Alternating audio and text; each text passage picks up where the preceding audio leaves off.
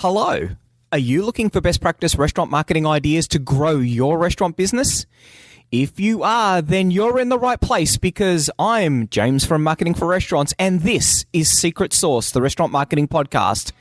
Episode 98, Restaurant Marketing with LinkedIn for Fun and Profit. Some restaurants are quiet, lose money, and the owner works 70 hours a week. Other restaurants are busy, profitable, and the owners work a few hours a day. What's the difference? They have a secret sauce. Join James from Marketing for Restaurants as he helps you come up with your recipe for restaurant success. Your secret sauce.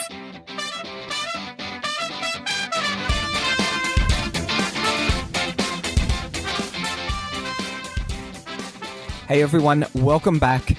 Pretty excited about this podcast. It's been on my list of things to do for a little while now. We're going to be talking about how you can use LinkedIn to find more customers and turn them into repeat customers. But before we get into that, I have an amazing story to tell everyone. So if you've listened to the podcast, you'll know that I love Indian food. You'll know that I love a really hot Chicken Vindaloo. And you'll know that I'm pretty much universally disappointed with the amount of heat in a Chicken Vindaloo. Well, all of that changed last night, I am glad to say. I've been away from home for quite a while now. I think it's the last 3 weeks. I've been overseas. This week, I've spent most of my time in New South Wales with training and came back yesterday. Got Will to order some Indian, and from a new restaurant this time. They don't deliver to us. We had to go out and pick it up because they're a little bit, probably about 15 minutes drive from where we are. And it's a restaurant that the sales team's been working with. They've been helping them implement some of our free tools, and they've decided to take the next step. They're going to get a website with us. And I thought, and when I heard about the restaurant, it sounded vaguely familiar. And I said, where are they? And the restaurant's not too far away. And I said, fantastic. I'll go and get some food from them this week when I get back. So we'll put the order in. And I noticed on the order that Will had said, please make the Vindaloo as hot as possible. And I just thought, yep, well, we'll see how that goes. So a couple of things that were quite interesting. Very quiet. I had a chat to one of the guys working there. They're just about to drop Uber Eats because they're not making any money on it. They're doing a large amount of takeaway, but once again, struggling. They're using Menulog, struggling with the profitability, paying a lot to them. So they're looking to cut the amount of orders that come through with Menulog. Think we'll be able to help them with that. They've already got Frollo, the free restaurant online ordering system that we built. That's already implemented, and we ordered through that because we didn't want A, our customer details going to Menulog, and B, we didn't want the restaurant to be missing out on the commission. And we're one of those people that we do order, so I ordered enough so that there'll be some for lunch and there'll be some food for some other people as well. So it was over $100 worth of Indian, so it was a decent sized order. Two things stood out. One, their menu. They've got a couple of things in there that are a little bit different in the way that they present their food. So they've got a couple of little platters that you can do from a takeaway point of view. I think that's a really cool idea. So we ordered 2 of those little platters. They're not like a big platter. They just come in the normal little plastic box. But it's a way of sort of spicing it up a bit, putting a few little different things in there that you can get cost effectively. And I thought that was really interesting. So we got 2 of those. And then I got onto the Vindaloo, and you know what? I didn't even think too much about it. I just put it all on the plate, got some rice out, got the garlic naan out. I noticed there was a little bit of a black thing there. I'm not even sure what it was, and I thought it looked kind of like an olive, and I thought that's a little bit unusual, and I ate it, and I thought, ooh, wow, I don't know what that is, but that was really, really hot. And I continued to eat more and more of the food, and by the end of it, I actually went up and got myself a glass of milk. Now, if I'd been out with friends, I could have definitely continued on eating without resorting to a drink. But, I'm at home, we're sitting back watching a DVD. So, yeah, I thought, oh, wow, this is really, really hot. And I think that's really exciting. This is the first time, and we would have tried probably, I reckon, 10 local Indian restaurants. And this is the first time it was like, wow, this Vindaloo really deserves some respect. Interesting thing, it doesn't come up in any of their marketing. And I think that that is going to be a pivotal point. And one of the things that we discuss when we have our initial marketing meeting with them is that this is probably one of the things that they might want to be pushing out. Apart from that, the food was really great. We knew that the food was going to be really good when we went in there to pick it up. We had to sit and wait a little while for the food to be ready. There was a couple of things that sort of gave it off. There was a lot of, it was fairly quiet in the restaurant, but it was predominantly Indian, the people who were in the restaurant, and the smells were absolutely amazing coming out of the restaurant. So we knew that we were going to be getting a fairly authentic and fairly tasty type of meal, and they definitely delivered on that. Now, enough of my Chicken Vindaloo related story. Let's get on to LinkedIn and all of the excitement that LinkedIn can do for you. So a little while ago, over the last 3 episodes that we've released, we've talked about photos. We talked about why photos are important because they're a great way that you can really tell your story. You can de-risk the proposition of someone going out to your restaurant. We talked about the ways that you can get photos. Far too many people think that they need to get a professional photographer, and there's been some interesting discussion online about the future of photography and photographers. And look, I think that this is one of those things that's just happening. Your smartphone is so powerful. I am a really big fan, though, of getting a professional photographer. The sad reality is that most restaurants can't afford a professional photographer to come into the restaurant and get the photos that they need. If you don't have that budget, if you do have the budget, then definitely think about getting a professional photographer in. If you don't have the budget for a professional photographer, that's cool. There are plenty of ways that you can get the great photos that you need, and we went through that. If you are going to be taking it, the last episode that we released was 17 tips to be able to get great photos, and I think, like, I'm an amateur photographer. I think I get photos that are eminently usable on a website. They are definitely photos that we use in our marketing ourselves. But we're lucky we can use a professional photographer. We do use a professional photographer from time to time. But yeah, a lot of the images that we use in our marketing have just been taken with a mobile phone. Now, I know what a lot of people are going to be thinking. It's like, oh, James is going to be talking about LinkedIn marketing. Here's another crazy platform that I need to learn and I need to be on and I need to use and dedicate 2 hours a day to. Absolutely not, okay? What I'm talking about now is the fact that if you've got a great photo, then you're probably, you might be using it on the website, you might be smashing it out through Instagram, you might be smashing it out through Facebook. One of the really big things when you're thinking about your strategy is the content creation part. That's the difficult part. Once you've created that content, you want to get the maximum bang for buck. So you've spent the time, you've thought of the dish, you've come up with the great photo that really tells the story about how this dish is completely amazing. What are you going to do now? And so what I'm hoping to do is to help you go through the steps that you need to set up a decent LinkedIn account, and then go through some of the things that you can do with LinkedIn so that if you've spent all of this time and effort in coming up with a new dish and taking the photo, you can then spend just 2 minutes, 120 seconds, posting that image that you've already got up on LinkedIn and driving some new customers with it. And right from the get-go, I want to come up with one thing that you need to be thinking about. I speak to a lot of people about LinkedIn. Some people ask me about LinkedIn. Some people ask me for tips that they can do to drive their business a little bit further. And, I always say, are you on LinkedIn? And they say, yep, I'm there. And it's like, do you use LinkedIn? Well, I use it, I don't really get a lot out of it. I probably use it twice a month, maybe once a month. Okay, you're not getting much out of LinkedIn because you're not using it. The more you use LinkedIn, the more you're going to get out of it. There's a big difference from being on LinkedIn and using LinkedIn. So we're going to talk about that quite a bit, about the ways that you can use it. And I guess this is one of the things that confuses a lot of people. I hear it described quite a lot as being like Facebook for business. And you know what? It kind of is like that, but it really is so much more.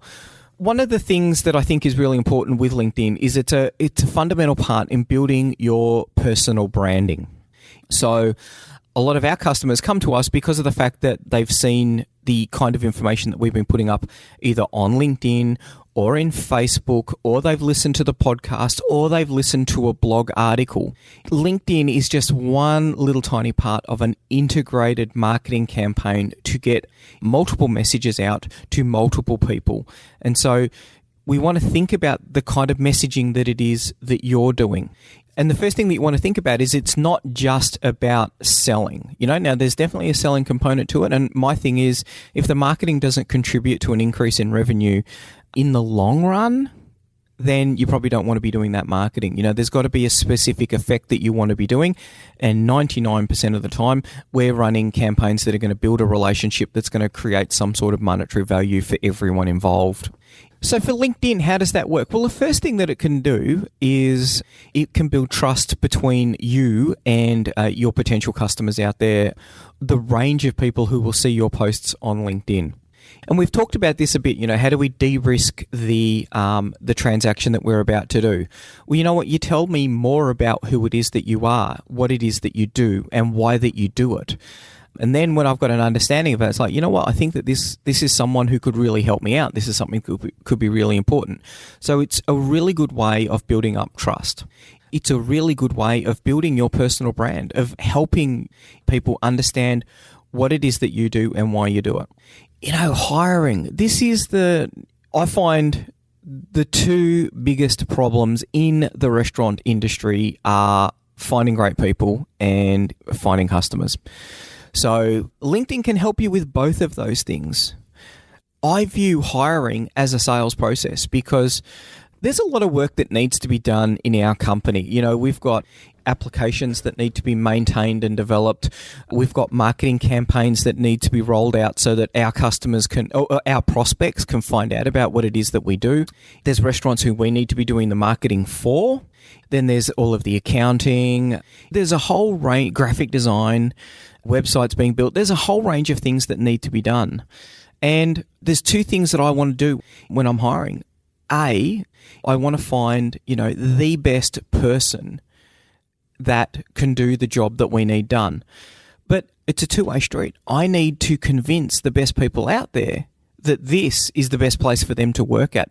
I need to sell them on our company being an epic company to work for. Now, this is something that far too few people do in industry, is that they don't go out and say, you should be working with us. This is what it's like. This is how we care for you.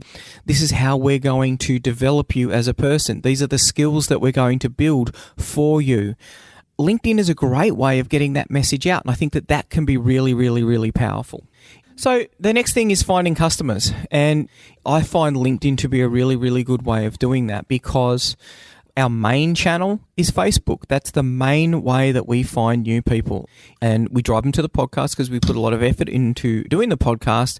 And then, they pretty much understand what sort of skill set it is that we've got. The thing that I love about LinkedIn, though, is that you get a different set of people to the people who are on Facebook. And we talk to those people in a different manner. We tend to be a little bit more professional in the way that we do it. We're still, a little bit zany, a little bit in people's faces because, it's marketing and you want to get cut through. But it's more from a, position of thought leadership that we would be talking to people. And that can work really, really well. Now, the other thing that restaurants will find is that you're going to be finding people who are probably a little bit further up the food tree within a company. So there might be people who will see something that you've got on LinkedIn and come in to your restaurant. You might find people who see your posts on LinkedIn and decide to have a team outing at your restaurant, or they might decide to take customers to your restaurant. So if you're looking at corporate hospitality, this can be a big source of new customers. And I know some restaurants out there who are doing a very good job of doing that. The next one is partnerships. And so we talk a little bit about this fairly regularly, about how there is value up the sales channel. So everyone's always focused on their customers. What about the people who you are a customer of, your suppliers? They will be people out there who are desperately trying to sell product, just like you're definitely trying to find new customers. They're trying to do the exact same thing. Now, these people could be on LinkedIn, which means that you can then connect up with them. Then you can start a dialogue, and there's all sorts of value that can be had from it. I won't go into it in big detail here, but if they're looking for a marketing case study, if they're looking for feedback, a lot of producers will have marketing funds. Could you be a part of that marketing fund? And we see that all the time where particularly liquor companies will do maybe a wine tasting night or a spirits night, and they may have an ambassador that they can supply to you because your venue might be a great place for them to hold a marketing event for them. Huge amount of value to be had looking up the value chain, which far too many people miss out on. The next one is what is going on in your industry. How do you keep up to date with what's happening? An easy way to do that is with LinkedIn, because you will have connected with people who are in your industry. So people, in the wine industry, people in the beer industry, people in the meat industry, other restaurant owners, restaurant technology companies, restaurant software companies, and they'll be posting up what's happening in their world. You can get a curated feed of all of the new products that are coming out, the news that's going on, what court cases occurred, what are the new trends. These are kind of things that are very easy to sort of come by when you've got a decent network in LinkedIn. The next one's networking, and I think that this is a really big opportunity, particularly when you start to think about how you're going to define your network. So who is it that you're going to connect with on LinkedIn? And for a restaurant owner, there's going to be a few groups that you're going to really want to have a bit of a think about. I recommend, so firstly, suppliers, people who work in your industry, particularly in your local area. Then, if you're targeting corporate sales, then definitely business owners within your area. They'll be quite happy to connect up with you because they're going to say, I know that restaurant, or, they run a local business in this city. So you can really create an interesting network, and you can see what's part of that dynamic as your network evolves, as their network evolves, because you're going to see the kind of things that they're talking about. The last one I think is really quite important as well as support. So you'll find that people will, if they come into your restaurant and they have a good or bad experience, they might want to provide you with some feedback. They're much more likely to do that if they know you. And if they know that you're on LinkedIn, they might say, hey mate, I came into the restaurant last night and I've got to say I was a little bit disappointed because of this, this and this. Or, we were served by Jody and she did an amazing job, and I just wanted to say that, we really liked the lasagna that we had.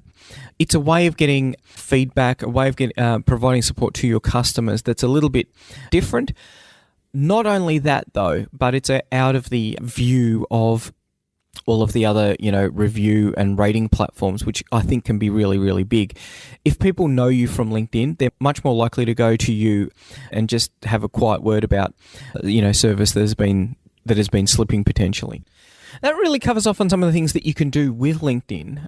But, the next thing is why would you do it? And I think one of the big numbers is that there's 546 million people who are on LinkedIn now. And they've got a goal of driving that to 3 billion people. So 1 in 6 people who, when they reach their goal, is only on LinkedIn now. And I think that that's a really big opportunity. A lot more people, they're going to drive a lot more people. They're going to be spending a lot of money to get those people onto the platform. It's going to be a few years before they hit that goal. If you're on it now and learning about how it works, then it places you in a really, really good place to really leverage just how big the LinkedIn network is going to be. Of that 500 million people who are in LinkedIn now, 250 million people, so 260 million LinkedIn users are logging in at least once a month, and 40% of those are logging in daily. So there's a lot of people who are on LinkedIn quite a bit, and I know I think I would use LinkedIn probably 5 times a day. Every time someone sends me an email, I'm almost checking their LinkedIn profile. If they're new to me, then I'll connect up with them. At the moment, there's 63 million unique mobile users, and I find it quite interesting, the LinkedIn mobile app. I've been using it for probably about a year now. A friend of mine said, you should get on the app. And it's like, you know what apps are like? They're usually pretty ordinary. And he said, no, this one is actually really good. And I find the LinkedIn app to be very, very powerful. It's pretty cool. Now, there's some very interesting figures about the amount of content that gets produced, the number of people who are producing that content, and more importantly, how many times it gets seen. There's over 9 billion content impressions on the LinkedIn feed every week. So that means that people are seeing a post or an article from someone 9 billion times every week. That's 500 billion impressions a year. That's a lot. That is a lot. And as more people get on LinkedIn and more people who are on LinkedIn now start using it more, then it's only going to become bigger. Now, the really interesting thing is that only 3 million share content weekly, which I think is absolutely amazing. So there's 546 million total LinkedIn users, 250 million monthly active users, only 3 million share content. So that's about 1% of monthly users are creating content, but they're getting a massive amount of impressions. So there's 3 million users and they're getting, it's only that group that's sharing 9 billion impressions each week. So that's pretty cool. And in a lot of respects, I think that shows the sort of the maturity of the platform.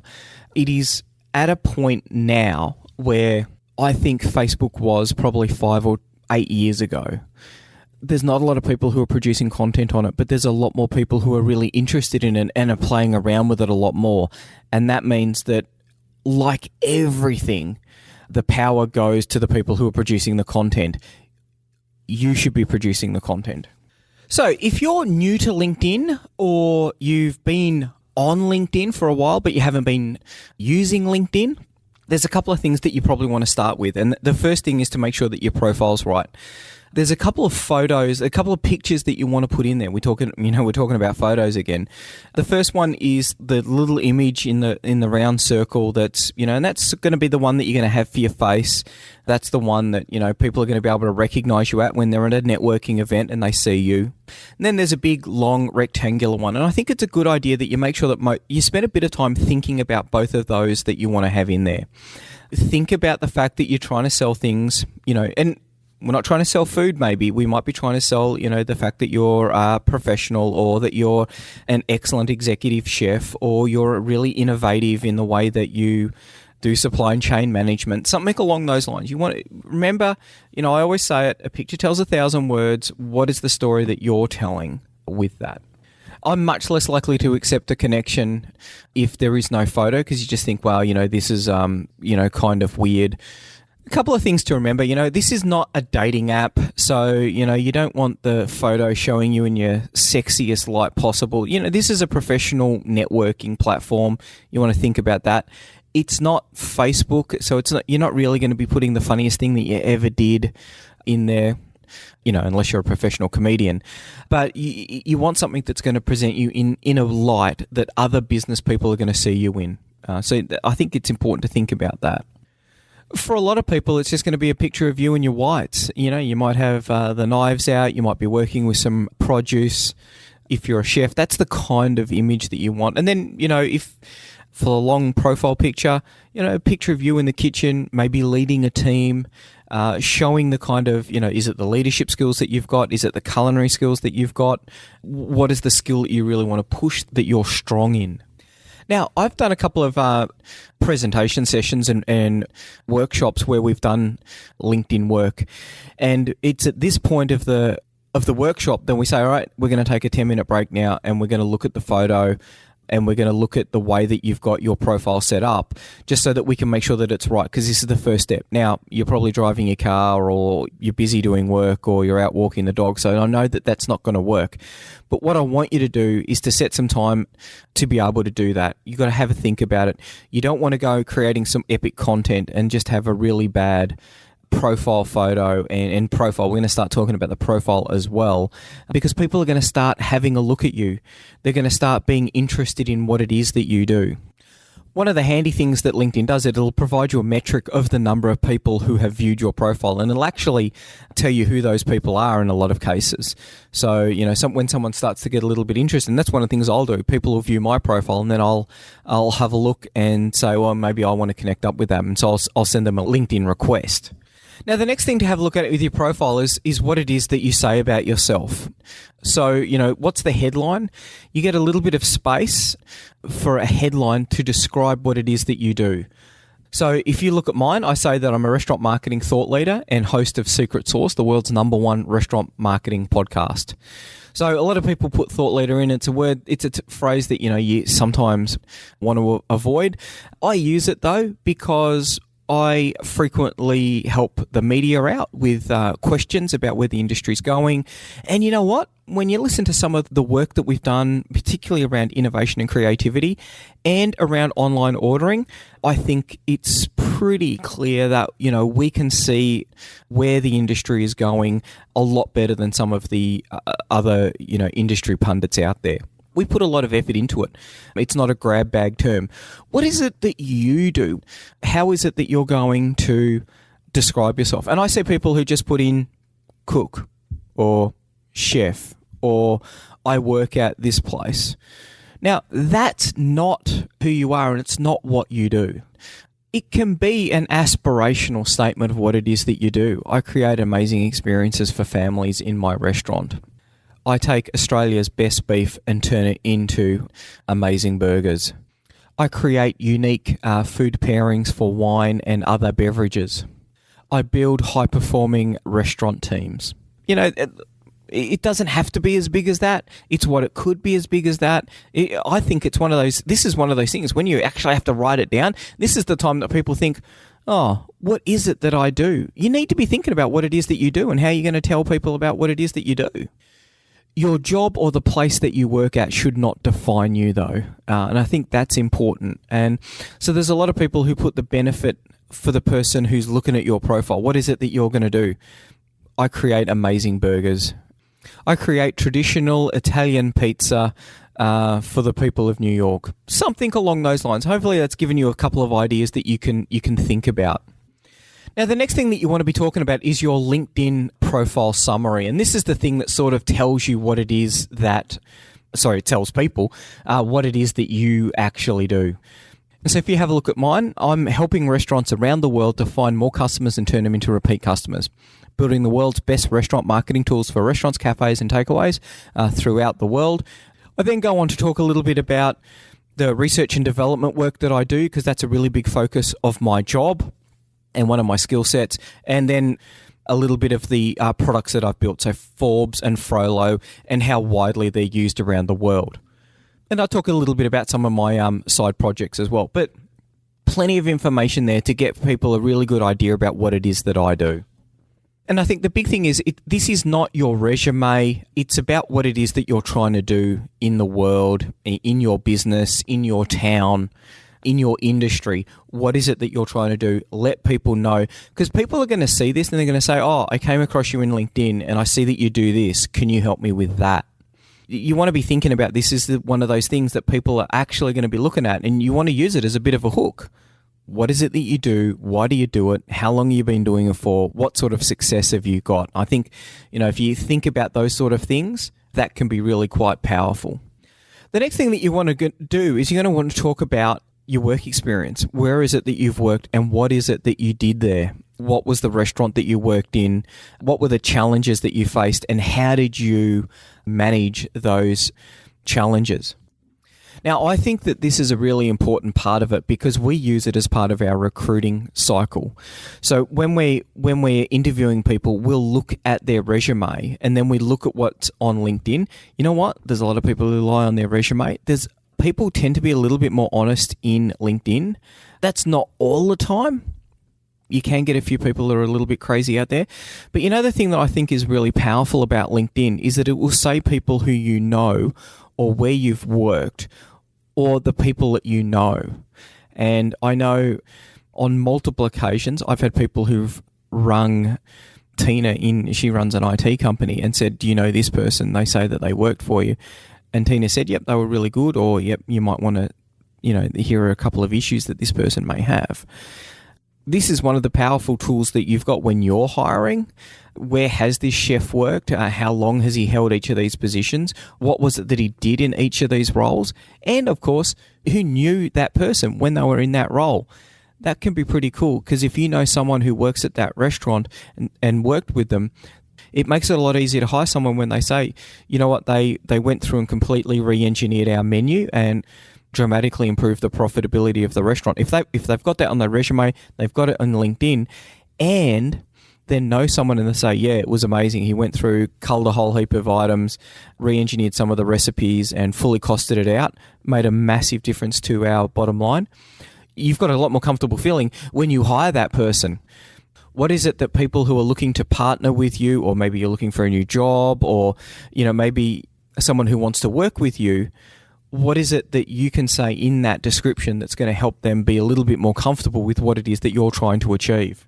So what we'll do is we will leave it there, and we're going to come back next week with the second episode of LinkedIn marketing. But hopefully check out the show notes for this, because I'll include these steps in there so that you've got something that you can sort of go through after you've listened to this episode and just remind you of the kind of things that you want to do.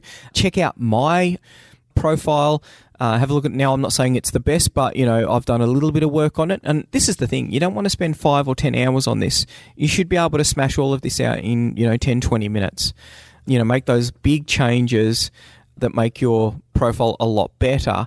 You can do that really easy. I know there's people who, spend, half an hour a week on their LinkedIn profile. I think that's overkill. And I don't think they're getting the returns that they're expecting that they're going to get. Next week, we're going to talk about the kind of things that you can do in LinkedIn and how you can actually use it. But I think it's really important you get your profile right first so that you're setting yourself up for success as you start moving forward. So that's about it. You have a glorious week. Lastly, if you get anything out of any of the episodes for the podcast, go into iTunes and please leave a review.